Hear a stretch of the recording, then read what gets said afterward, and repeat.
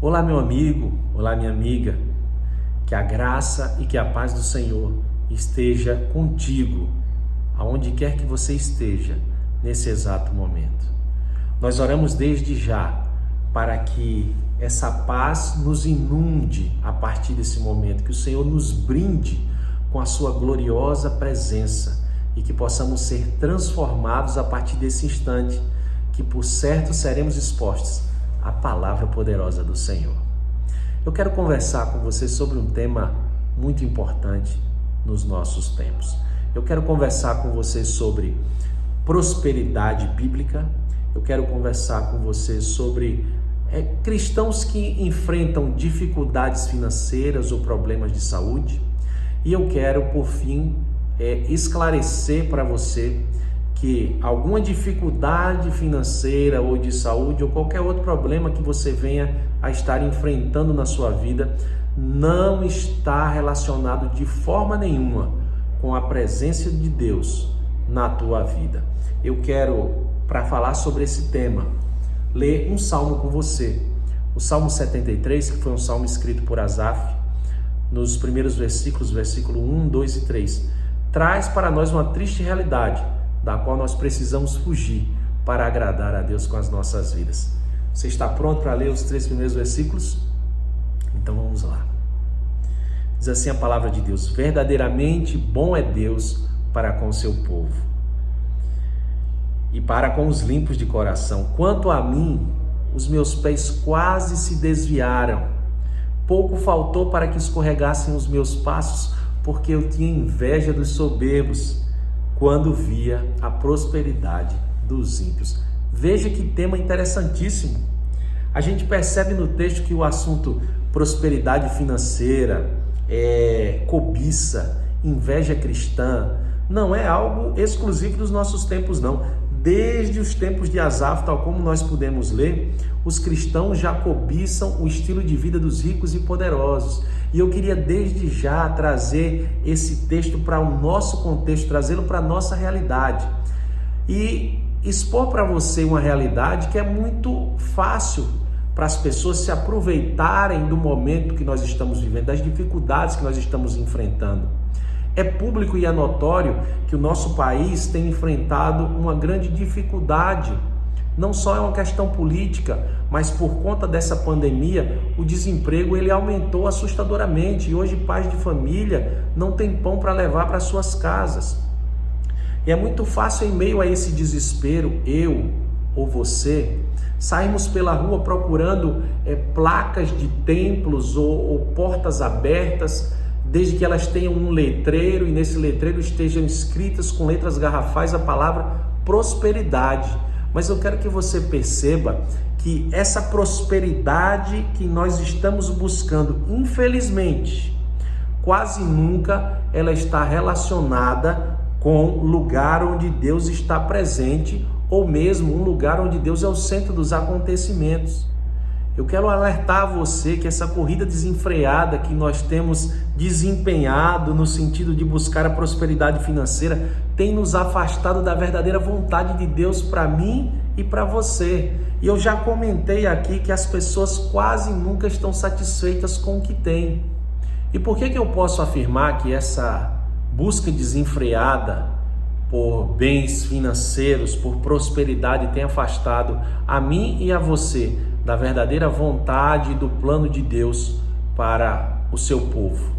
Porque o evangelho que eu conheço e que está bem claro na Bíblia para todo aquele que buscar de forma sincera, de coração aberto, é um evangelho que fala de cruz, é um evangelho que fala de vida de renúncia, um evangelho descrito pelo próprio Jesus no livro de Mateus capítulo 8, verso 20, que conversando com um escriba que queria simplesmente, que queria honestamente seguir ao Senhor, era só isso que ele queria. E veja as palavras de Jesus para ele: as raposas têm seus covis, as aves do céu têm seus ninhos, mas o Filho do Homem não tem onde reclinar a cabeça. Você sabe o que era que Jesus estava dizendo para aquele homem que queria simplesmente segui-lo? Jesus estava dizendo: olha, eu que sou Deus, eu vivo uma renúncia pessoal, onde questões naturais, como por exemplo patrimônio, como por exemplo questões financeiras, não tem importância alguma. Se você quiser me seguir, o que eu posso garantir para você nessa vida, nessa terra, é que você vai enfrentar dificuldades. Jesus, em outro momento, até reforçou a mesma ideia. No próprio livro de Mateus, lá mais à frente, capítulo 16, verso 24, ele declara também, olha, quem quiser vir após mim, negue-se a cada dia a si mesmo, tome a sua cruz e siga-me. Quando será que nós vamos perceber que o evangelho genuíno não tem nada a ver com essa busca desenfreada pela prosperidade financeira? Quando será que nós vamos perceber que o evangelho genuíno ele está muito mais ligado a o que nós podemos fazer pelo evangelho, pela gratidão, para expressar a gratidão que nós sentimos pelo Senhor? O evangelho genuíno está muito mais ligado à nossa entrega pessoal, à nossa renúncia e à adoração que podemos render ao nosso Deus. Entenda que os planos de Deus para mim e para você, eles nunca estiveram ligados a questões naturais, questões do tipo, quanto custou o seu carro novo? Ou questões do tipo, quanto custou a casa própria que você acabou de adquirir? Os planos de Deus para mim e para você, eles sempre estiveram relacionados a questões espirituais e eternas. Questões do tipo, onde será que você vai passar a sua eternidade? Eu quero que você perceba que não existe base bíblica alguma para esse evangelho que estão ensinando por aí, esse evangelho de determinismo, eu determino e as coisas acontecem. Eu quero perguntar nesse momento, quem é você na fila do pão? Quem é você diante do Deus? Deus determina, nós não. Nem esse evangelho de determinismo, nem de positivismo, nem de prosperidade, eles não encontram base bíblica ou teológica para se sustentarem. Estão pregando por aí um evangelho onde o cristão não pode adoecer, onde o cristão não pode passar uma crise financeira, porque qualquer coisa desse tipo é sinônimo de falta de fé. E aí eu queria te perguntar, ou perguntar para essas pessoas que têm pregado esse evangelho, onde é que nós encaixamos a palavra de Jesus em João, capítulo 16, verso 33, onde Jesus declara, nesse mundo tereis aflições, mas tem de bom ânimo, porque eu venci esse mundo.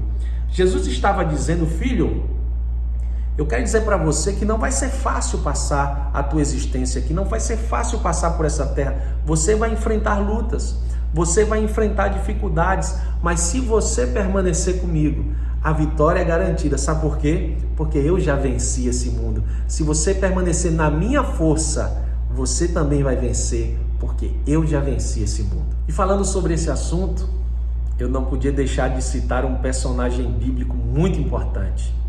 O nome dele era Moisés.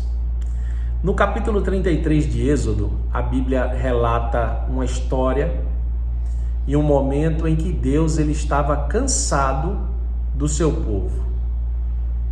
Povo cuja Bíblia declara que era um povo de dura cerviz.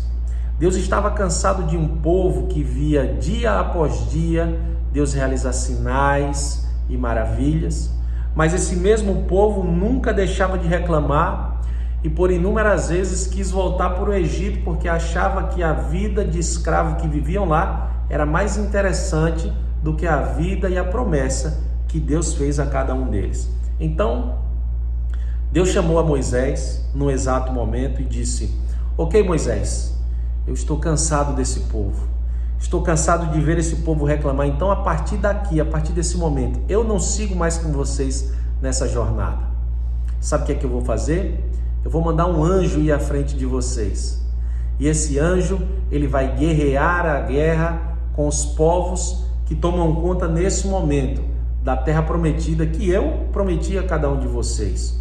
O anjo vai à frente, vai guerrear e vai vencer essas guerras. E vai entregar na mão desse povo ingrato, a prosperidade que eles tanto almejam. A terra prometida que mana leite e mel, que eu mesmo prometi a cada um de vocês. Então, no versículo 15 do verso 33, Moisés pronuncia aquela célebre frase que enche o coração dos cristãos de orgulho, deve encher o teu coração também. Ele diz a Deus: Senhor, se tu não fores conosco, não nos permite tirar os pés desse lugar.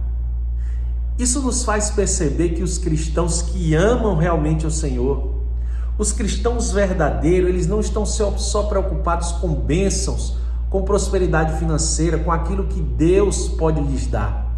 Eles estão muito mais preocupados em ter consigo a presença gloriosa e grandiosa do próprio Deus. Eu quero ler mais um texto com você, porque é a palavra de Deus que tem poder de mudar as nossas vidas.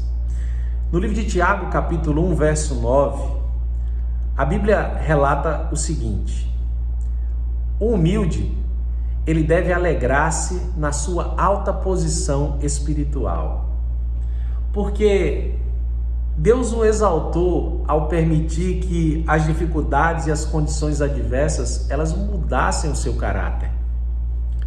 Como disse o cantor Anderson Freire, de forma muito sábia em uma de suas canções, eu também quero afirmar para você nesse momento: não despreze a sua cruz.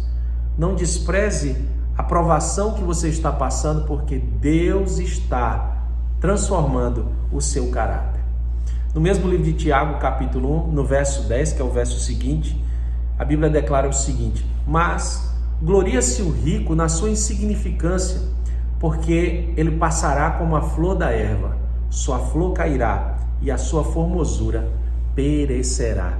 Então, querido amigo, eu finalizo essa mensagem dizendo: não inveje a vida de ninguém, viva a sua própria vida, viva o que Deus reservou para você da melhor forma possível, sempre com um coração grato por tudo que vem do alto, porque, como eu falei num outro momento, um coração grato atrai o favor de Deus.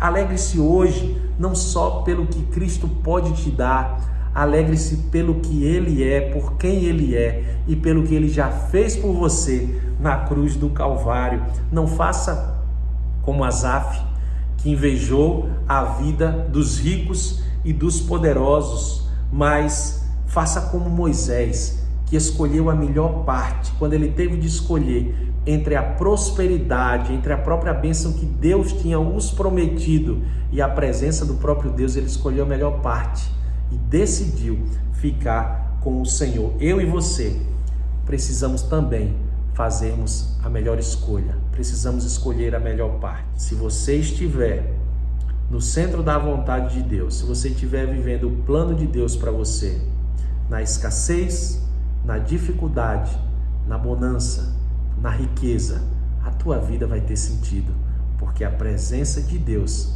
é quem transforma a tua realidade. Que Deus te abençoe e coloque essa palavra no teu coração.